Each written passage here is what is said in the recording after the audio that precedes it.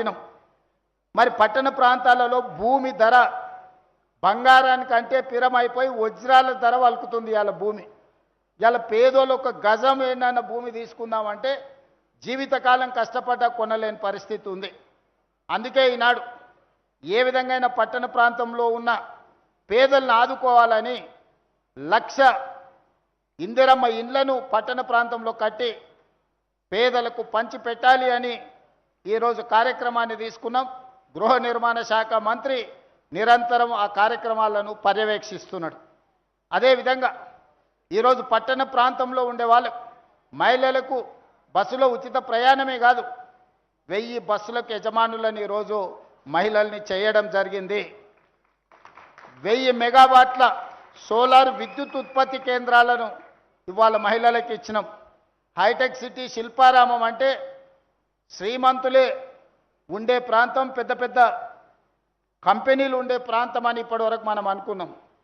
కానీ శిల్పారామం పక్కన hitech city అంచున 3.5 ఎకరాలు 1000 కోట్ల ప్రాపర్టీ ఈరోజు ఇందిరా మహిళా శక్తి కేంద్రాలుగా మార్చి 150 షాప్స్ రాష్ట్రం నలుమూలల వాళ్ళు తయారు చేసిన వస్తువులను అక్కడ అమ్ముకోవడానికి ఈరోజు ఇందిరా మహిళా శక్తి నైట్ బజార్ని ఈరోజు మహిళలకు కేటాయించి వ్యాపారంలో కూడా మహిళల్ని రాణించే విధంగా ఈరోజు మన ప్రభుత్వం ప్రయత్నం చేస్తుంది.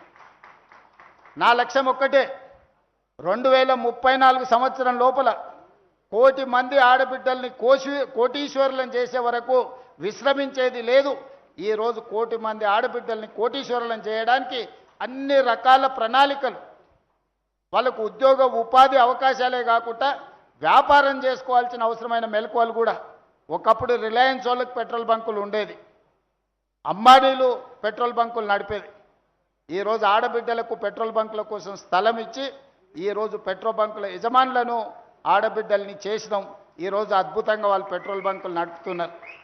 అన్ని ప్రభుత్వ కార్యాలయాలు క్యాంటీన్స్ గతంలో ప్రైవేట్ కాంట్రాక్టర్ల దగ్గర ఉండే, ఈనాడు మహిళలకే ఆ క్యాంటీన్లన్నీ ఇచ్చి క్యాంటీన్ల నడిపి ఆర్థికంగా నిలదొక్కునే ఆర్థికంగా ఆడబిడ్డలకి ఈరోజు ఆర్థిక వెసులుబాటు కల్పించినాం.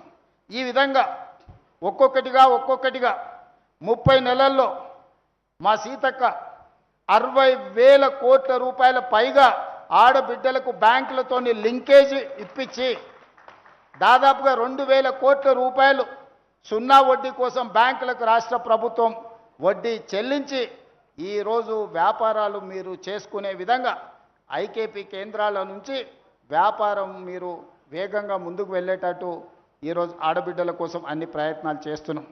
అందుకే ఈనాడు ఆడబిడ్డలను ఆర్థికంగా నిలబెట్టడమే కాదు, ఆడబిడ్డలకు పుట్టబోయే బిడ్డలు ఆరోగ్యవంతంగా ఉండాలి. మన పిల్లలు ఆరోగ్యవంతంగా ఉన్నప్పుడే తల్లిదండ్రులకు ఆనందం ఉంటుంది. ఈరోజు అందుకే తల్లి గర్భం దాల్చినప్పటి నుంచి 6 సంవత్సరాలకు పెరిగే వరకు బలవర్ధకమైన పోషకాహారం పిల్లలకి ఇవ్వాలి.